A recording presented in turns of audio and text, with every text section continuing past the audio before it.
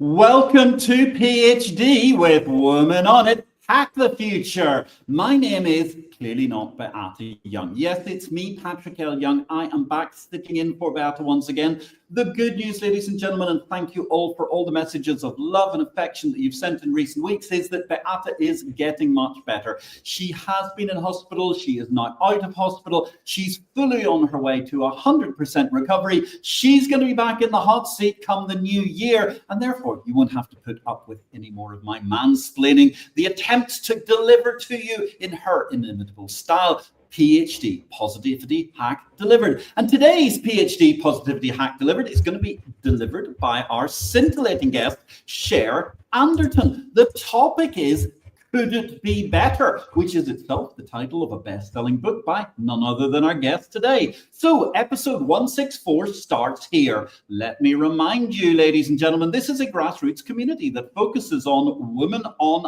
IT, an inclusive forum of women in technology, startups, and female leaders who are supported by men as well. Ergo, example one. And I bring heart to that hustle because empathy is my mojo just as much as it is Beata's, and empathy is critical to be better. Now let's spread a little bit of empathy around the community and applaud some of the great achievements that we've seen during the course of the last week. Breen Sullivan, the founder of The Fourth Effect, a former PhD guest. A round of applause to Breen for ringing the closing bell at NASDAQ with KPMG last November the 18th. To mark Global Entrepreneurs Day and Women Entrepreneurs Day. Always great to see women involved in the wonders of campanology at NASDAQ and the New York Stock Exchange, amongst other great bourses in the world. Meanwhile, another fabulous former PhD guest, Claudia Borge. Huge congratulations. I'm so excited. Claudia has become an associate professor at the University of Malta. Claudia, your dedication to your students, your colleagues, the academic community shines brightly right around the world. This achievement is a testament to your hard work, perseverance, and passion. Here's the many more milestones and the continued impact you'll make in education and beyond. Meanwhile, yet another PhD guest hitting the headlines. Fabulous to hear. Madonna Wambua, another incredible achievement by Madonna. Delighted, thrilled to celebrate your admission to the Executive MBA Metro New York program at Cornell University, complete with and entirely justified, a merit-based scholarship. We wish you all the best as you embark on this new chapter, Madonna. Well done. Now, ladies and gentlemen, let's get back to the thrilling topic at hand today. Could it be better? Have you ever wondered how embracing discomfort could become your greatest superpower? Well, you're in the right place because you're going to join our fabulous guest, Cher Anderton, a self-described history buff, mum of four, and discomfort seeker. Now, there's an interesting trilogy of things for you. So, discovering the secrets behind Could It Be Better? We've got to start, Cher, with an obvious question. Welcome to the show. Where in the world are you today? Hi, Patrick. I'm in Phoenix, Arizona. Yeah. Phoenix, Arizona. How absolutely fabulous. I'm sure it's a rather warm day there because I don't recall cold days in Phoenix, Arizona per se. It can get a little chilly. It's all relative, in the winter it'll drop 50 degrees from where it was in the summer. So we definitely feel that, but it is going to be about the mid 70s today and perfectly sunny. So we'll take it. Yeah, I used to live in Seattle, so I will absolutely take this weather over that. Yes, Seattle, a place which had that incredible thing that I think you probably have never seen in Arizona, like fog. I can't imagine when there was ever fog in Arizona. Maybe a little bit of cloud on 1 or 2 days, but fog, definitely not. Seattle, San Francisco, on the other hand, big difference. Great cities all the same. So tell us, Cher, how did you actually get to Arizona from Seattle? So at the beginning of the pandemic, our oldest kiddo moved to Arizona and was adulting for the first time. So my husband and I would take turns coming down to visit them and just fell in love with the dry air and the sunshine and palm trees. And we were both working online at the time because of COVID. And so we just decided to pick up and do a really big thing. We moved our two youngest in the middle of high school. And we still have a great relationship with them. It worked out really well. They resisted at first, but it's all been good for our entire family. It's been a really lovely change for us. So Yeah. Well, that's a remarkable achievement to manage to bring teenagers with you and they actually agree with something the adults have done. I really applaud you on that front. Certainly, it makes it all the more interesting to talk to you today. So, I mean, you're a mum of four, as I believe we discussed at the start. If you don't mind my asking, what's the age range then of your children? So the age range is 18 to 24. We have 3 biological kiddos, 1 adopted. We had a 5-year gap between our second and third kid. So that kiddo just slid right in that gap. He was about 8 years old when we adopted him from foster care. So it's a very tight span, but it wasn't for babies necessarily because we adopted an older kiddo. You adopted an older kiddo, but nonetheless, dealing with 4 teenagers, and I'm sure the financial and time constraints must be quite challenging, given the amount of work that you and your husband also achieve. Yeah, absolutely. We'd be much richer without kids financially, but life is really rich with them. It's a great decision to have a family like this. We love it. What a great comment on how rich life is with your kids. So tell me, I mean, a little bit about. We're going to get to your book, Could It Be Better? But I mean, what was the original point in time when you realized or you became interested in or oriented towards being a discomfort seeker? Yeah. I think part of it is my nature. When I choose to do something, it's often something challenging, and I just kind of lean in and figure it out as we go along. But I'd say the timestamp of it was, one, adopting our kiddo from foster care and recognizing that the current skill set that I had to parent, my social emotional fluency, as it were, was not really up to par for parenting a child who'd experienced some significant trauma as a child. So he was a motivator for doing this. And then I began working in a school district as a school counselor and social worker. And I noticed that we were asking more of kids than the adults had the skill, will, or capacity to give. And so we were inviting 5-year-olds to have these hard conversations with, their classmate about, I felt this when you left me out on the playground or whatever it is. And yet the adults weren't having this conversation. And so I realized that there's this kind of whole world of social emotional fluency that none of us got a formal education in. And so I leaned into kind of that discomfort of leveling up my own personal skill set. At the same time, that was really benefiting my, therapy clients and the educators that I worked with in a consulting kind of fashion. And so that was this kind of culmination and motivator for me to shift my attention and focus on, that discomfort of recognizing I don't have it all and I need to do more, and could it be better? Yes. Wow. So quite fascinating. So tell us a little bit about your background in therapy and consultancy and so on. So I discovered the world of social work when we adopted our son from foster care. Previously, I'd stayed at home, worked part-time jobs while we were raising our kids for a while, and really fell in love with the idea of social work, and initially wanted to be a child therapist focusing on trauma and adoption because it was so difficult to find a therapist for our son that could understand all of those things. And then it just kind of morphed along the way. I did a practicum in graduate school in the school district that I ended up working in after graduation, and just went down that road of building a private therapy practice in the evenings while I worked full time for a school district during the week. And so it morphed. I just kept getting these pings to go down certain pathways, and I would say, okay, I'm going to do the thing. Often feeling a lot of imposter syndrome along the way. But I've come to recognize that as just pushing at my edges, leaning into discomfort. And so I embrace it because I know on the other side of that, my comfort zone gets bigger and bigger and bigger. So went down the pathway with working with educators initially, and now just work with corporations and organizations, doing this work of building social emotional fluency while also seeing therapy clients.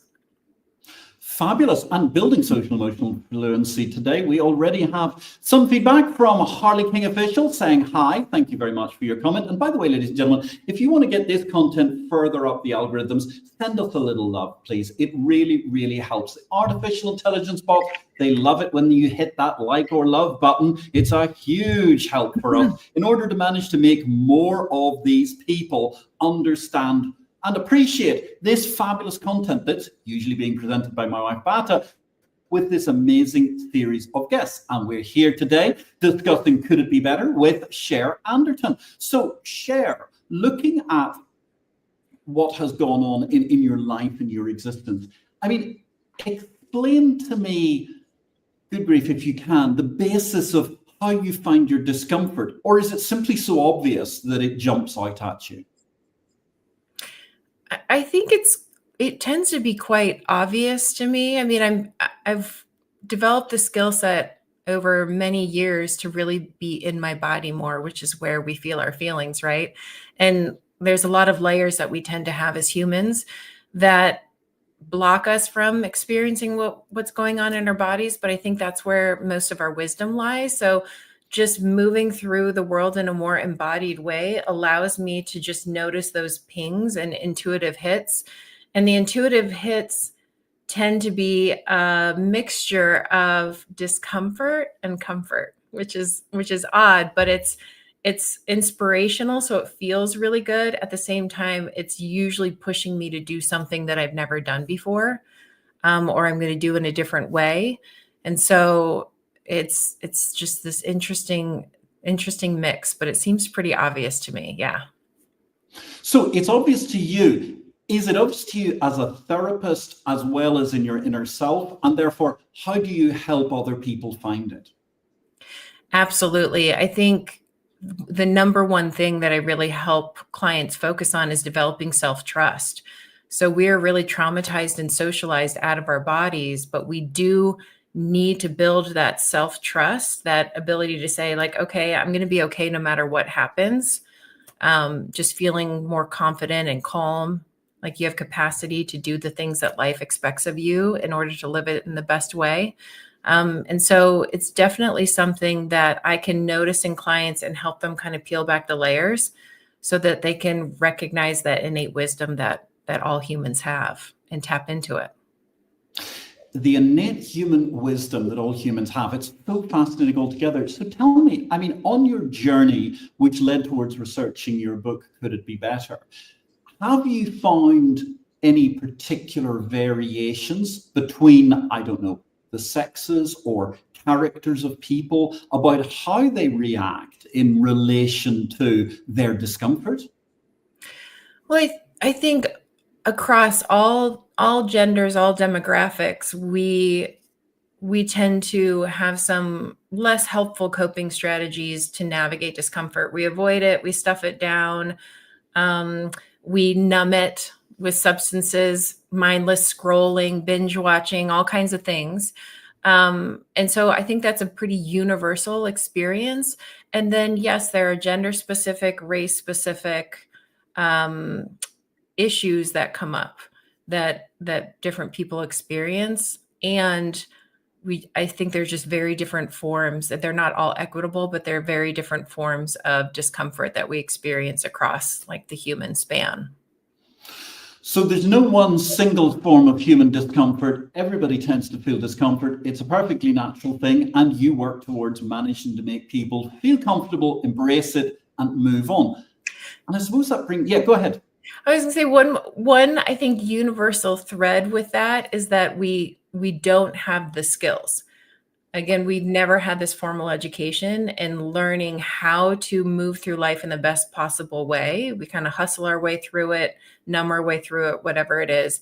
I think the universal thread is that we don't have skills and we need to develop those skills. And that's all it is a skill set to develop that builds these competencies and social emotional fluency overall. Okay, that's a very, very interesting point. And once again, we hit a barrier that we hit all so often, which is that conventional education does many things for us, but actually tends to leave out certain vitally important things like our mental well-being, our finances, and all manner of other things which perhaps somebody might like to try and incorporate into the curriculum in some sort of meaningful way in the future. Now, you've tried to therefore advance and get your message across with this fabulous book. Tell us a little bit about the genesis of your book. And let me just say, the title is wonderful.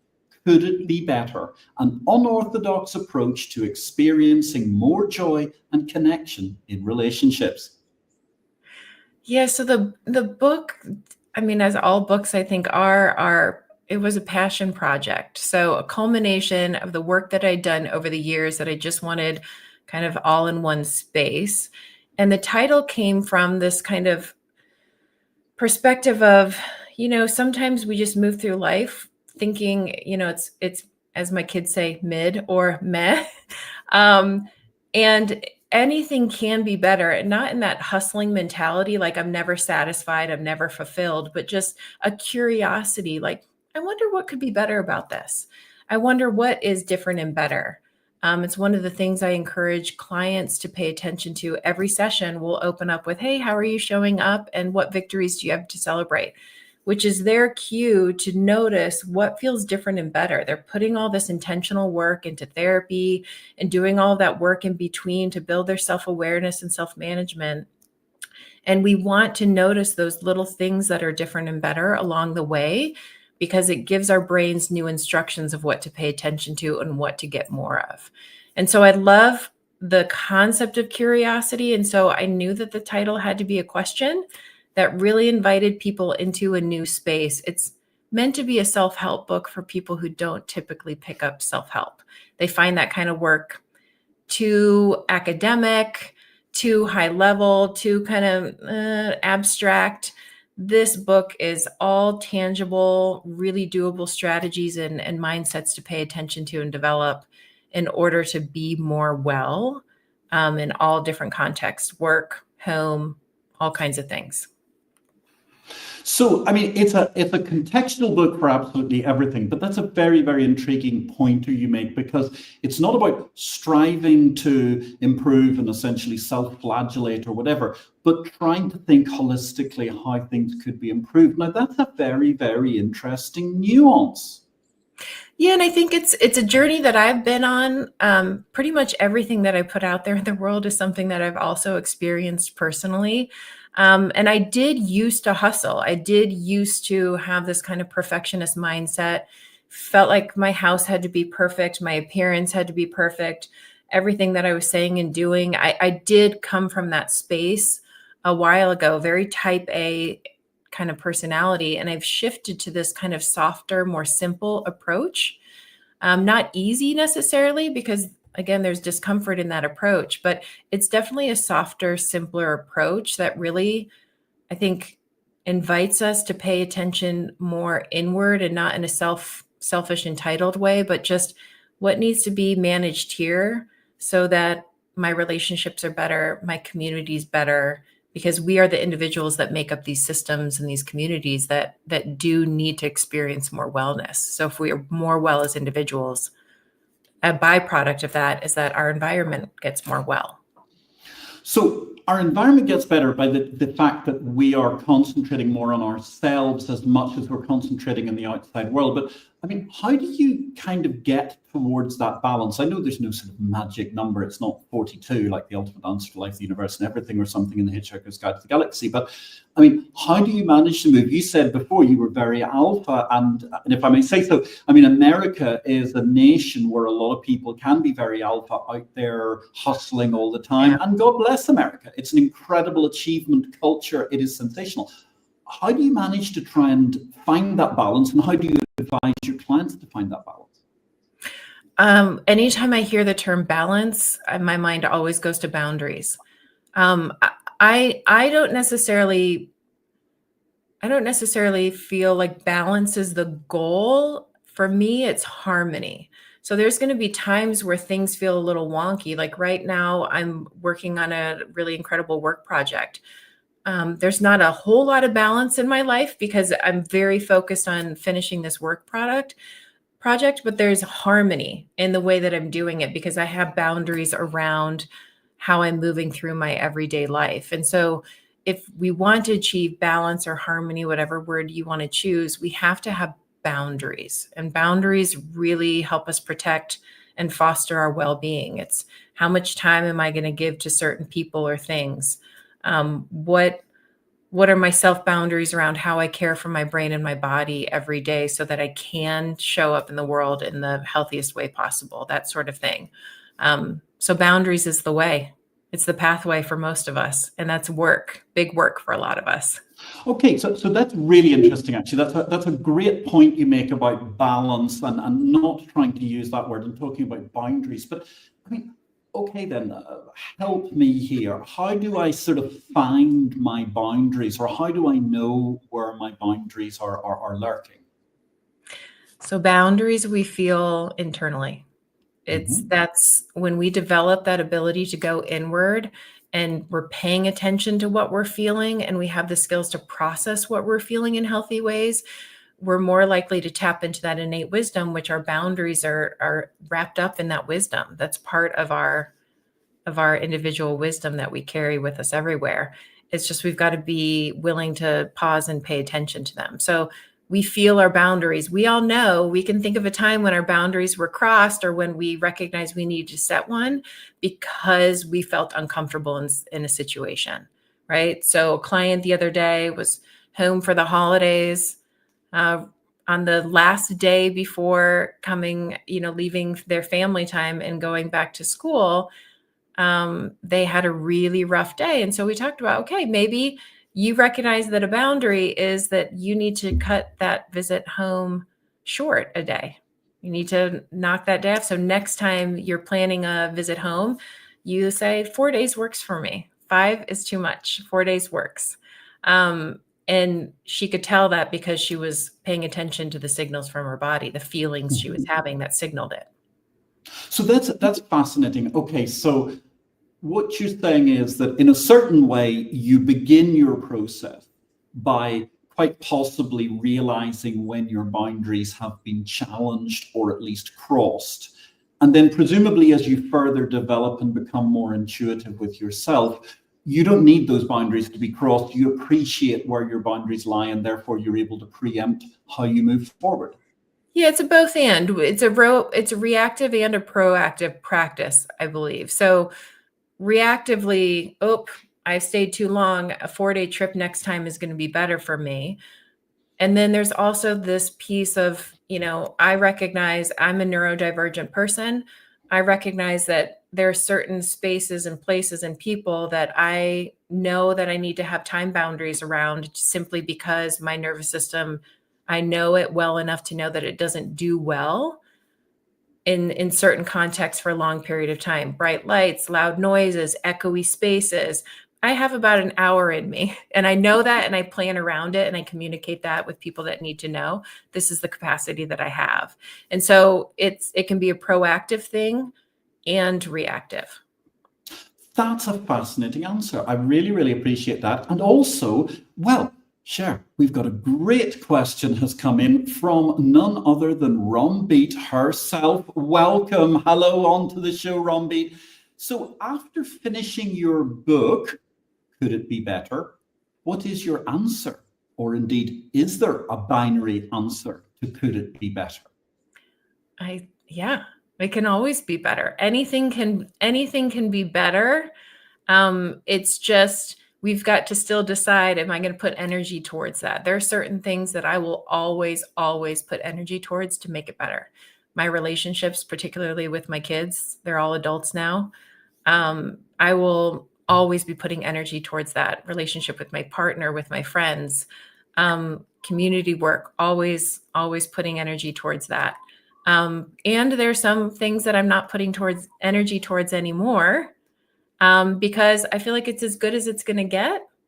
And so I can leave that space alone and pay attention to other ones. A very, very interesting answer. Thank you very much for that question, Rombeat. I hope that was of suitable interest. Feel free to ask another if you'd like to during the course of the show. So, Cher, we're sitting here, we're talking about Could It Be Better, your fantastic book, and it's an unorthodox approach to experiencing more joy and connection relationships. I'm very interested, when the book first came out, what was the kind of reaction you got? Was there a lot of cynicism, or was there a lot of positivity, or what was the reaction? So those who've engaged with the book have found it to be, I mean, whether they're kind of their own self-help guru or they've never, stepped into the space of reading a self-help book. I had college students, reading it, all the way up to people in their 70s or whatever. Everyone was getting something from it, which I think is the case, because they're, again, these life skills that we've really never had this formal education in, and it's all in one space. If you go to this book, you're going to find whatever you need to do life well as kind of dive deeper resources. If you want to dive deeper into a boundary setting practice, well, here's some additional resources that you can follow. And so the reaction has been really lovely. You can see reviews. People wish that more people were reading this book in their life. And so I say, get it for yourself and then get 10 or 15 copies for all the people that you're in relationship with, because it will benefit everybody that you're in community with to read this book. It really will. I promise. Well, what could be better than that sort of endorsement from the author? Very interesting that you're mentioning the fact that such a widespread of ages and types of people. I mean, you're saying all the way from students through to people in their 70s and beyond. I mean, that's pretty much all human adult life then you're dealing with. Yeah. Yeah.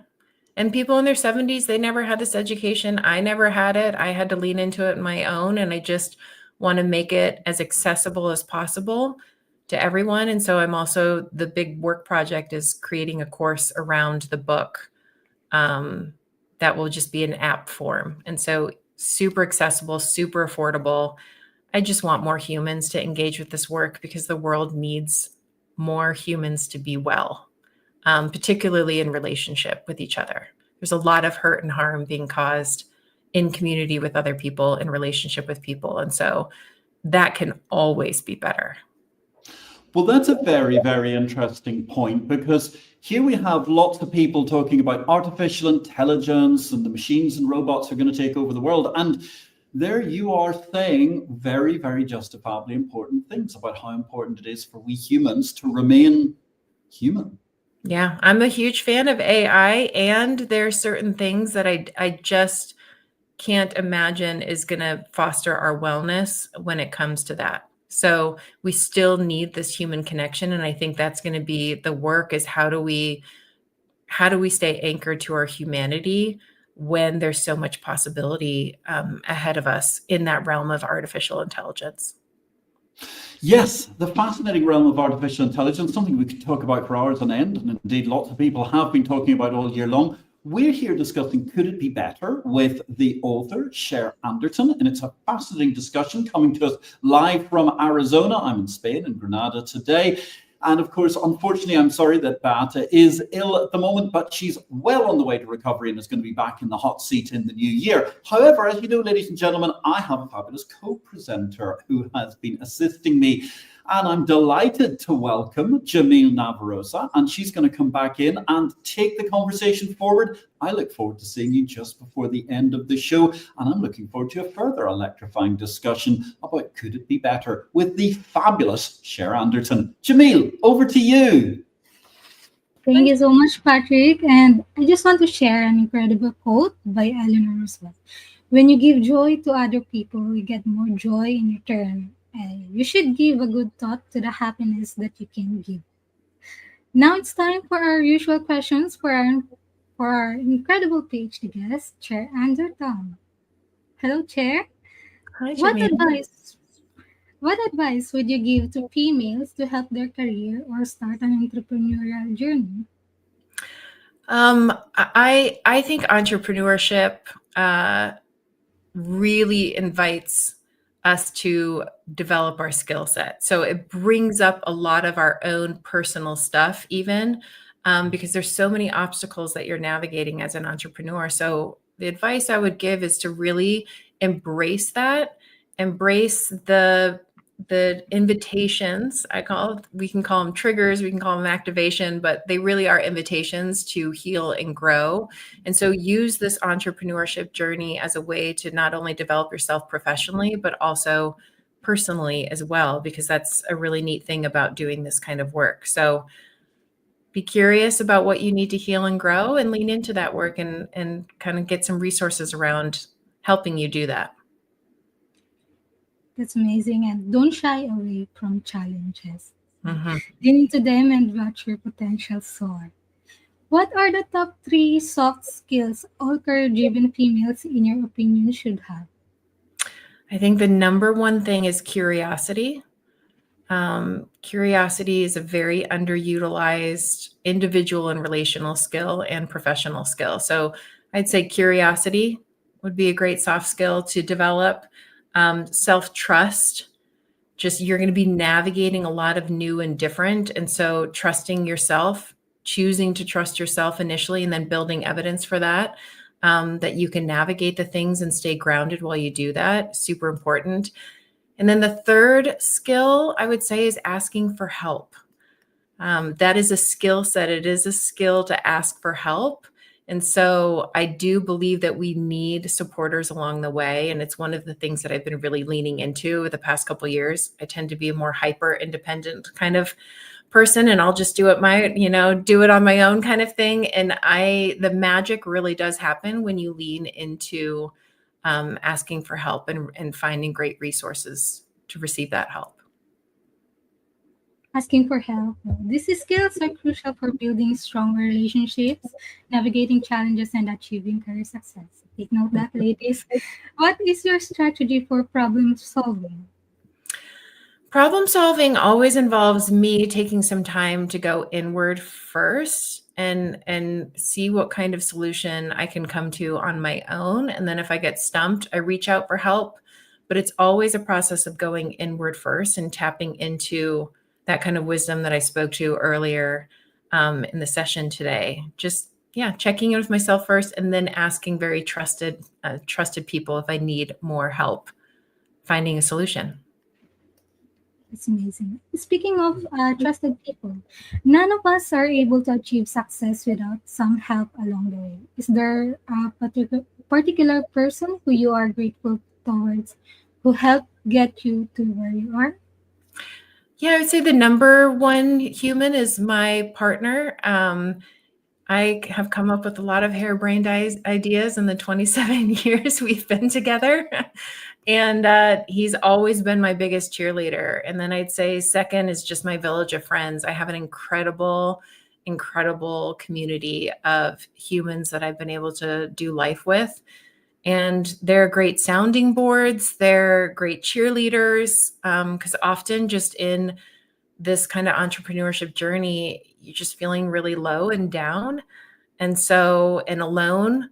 And so reaching out to community and getting that kind of encouragement can be just what you need to put the next foot in front of the other and move forward. So surrounding yourself with people like that are vital.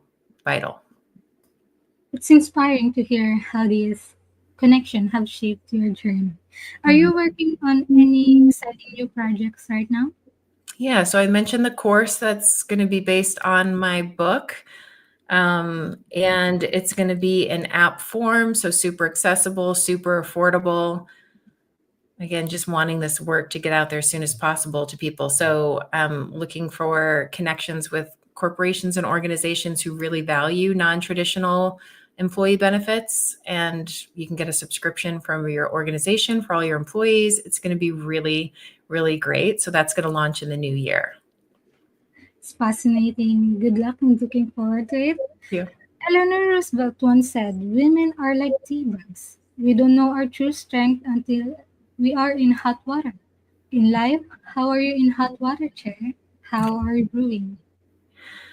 So one of the things that has been kind of some hot water throughout this journey of entrepreneurship has been just really looking outside of myself for decision making and validation along the way. And the shift to more kind of an internal embodied way to move through life. So again, embodied just means I'm in my body more often and tapping into that wisdom there more often. And so first going inward, learning to go inward helps me navigate challenges so much better now, just in a much more calm and connected way. And so that is one of the biggest things I've overcome, is moving from like external validation to more internal, and then again seeking that additional support if I need it. But oftentimes I come to the conclusions and navigate the challenges on my own just fine, because I've got that internal landscape and toolkit to lean into. Embodiment and navigation is it's powerful analogy. Yeah. Thank you for sharing. What is the number one book you can sit and think, oh, I wish I read before I started my career?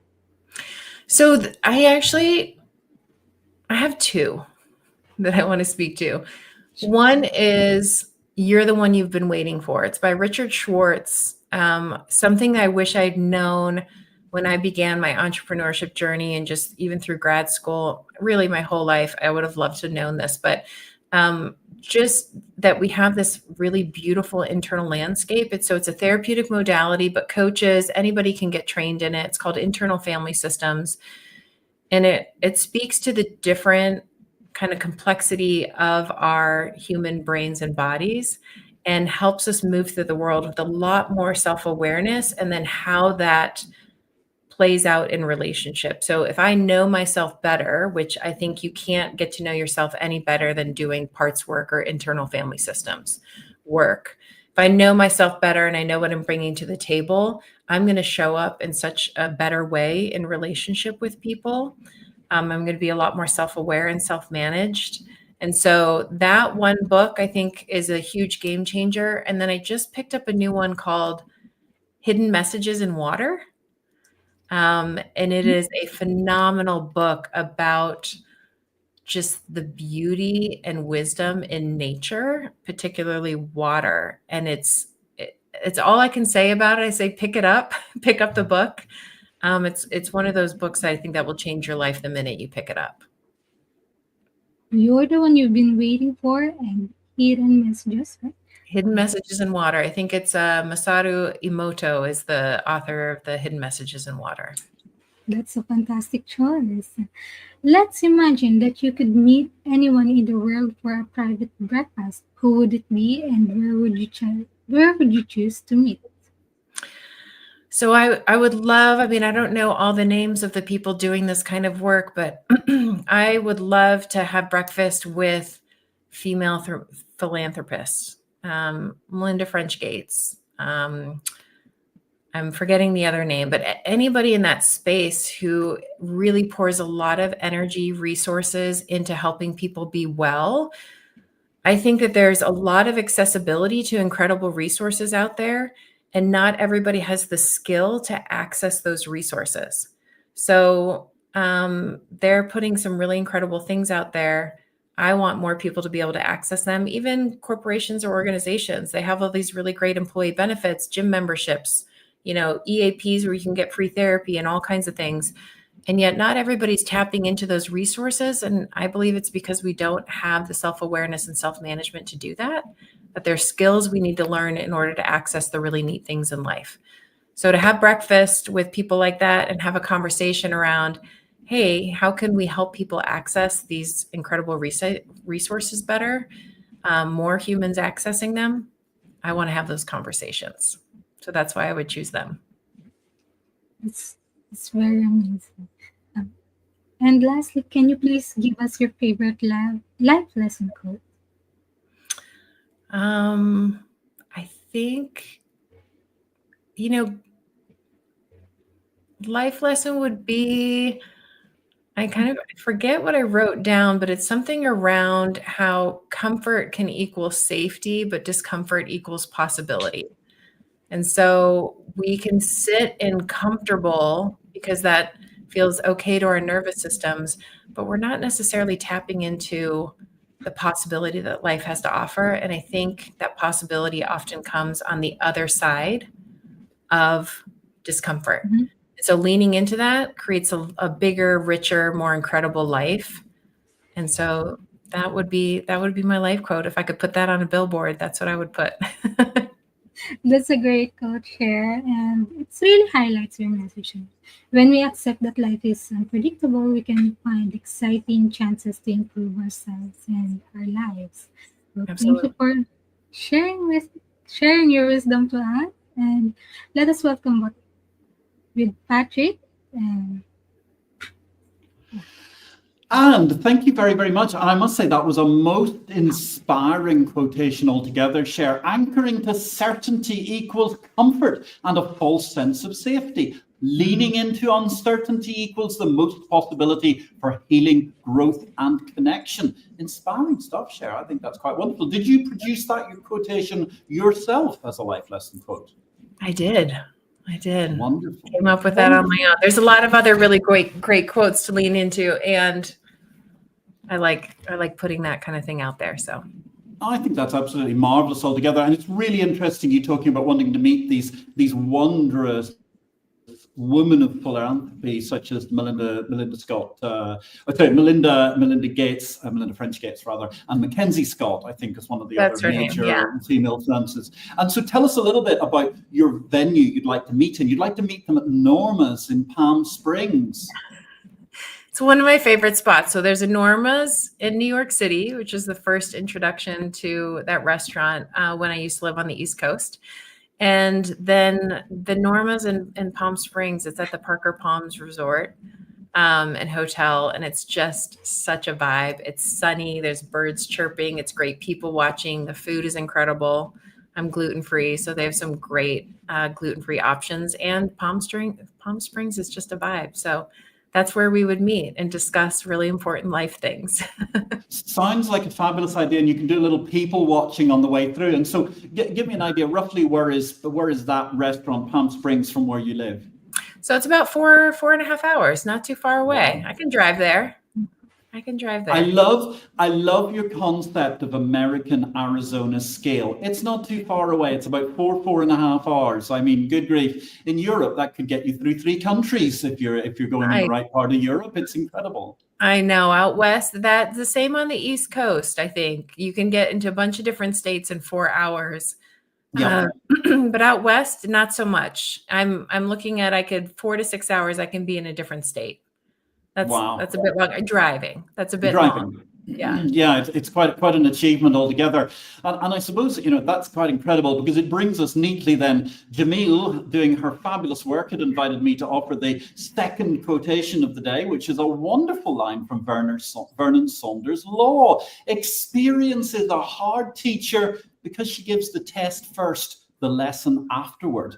It sounds a little bit to me like some of the attempts to find boundaries that we've been talking about earlier on. I mean, in the very earliest stages, you pretty much have to get your boundaries crossed by the sound of it in order to evaluate where you're going in terms of could life be better, could it be better, before you get the ability to really understand where those tests are coming from.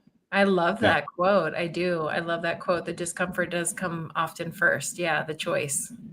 That's beautiful. Well, Cher, I mean, look, thank you so much for sharing your insights and experiences with us today. We're absolutely excited by your work. We love your book. It's just superb altogether. Once again, ladies and gentlemen, this is Cher Anderton. Her book is an absolutely marvelous tome on thinking and indeed improving and experiencing more joy and connection in relationships. Could it be better? It's been absolutely a dream to chat to you today. Thank you so much for inspiring our audience. Thank you very much to those who've contributed today, which I know Jamil will be thanking in a minute. I want to say, well, we're all leaving here much more inspired and ready to make our own positive impact. And that's going to be it from episode number 164 of the PhD live stream. Thanks to our guest, Cher Anderton. Do remember, ladies and gentlemen, to stay updated and ensure you never miss a positivity hack delivered. Follow Women on It and turn on notifications to be alerted once a video has been released. Next week, we've got a practical guide to overcoming loneliness at any age with the inspiring Ricky Turovsky. That's going to be our episode number, PhD 165. But now it only remains for us to return to the acknowledgements of today. And I want to say thank you very, very much to Rombeat for her question. Thank you very, very much also to, I do believe we had a wonderful Harley King official saying hi earlier in the show. Thank you to those of us who left us your love today. And the last word, because I cannot mansplain throughout this show, ladies and gentlemen, when I'm surrounded by such incredible women as Cher Anderton and Jamil Navarroza. Jamil, over to you to close the show.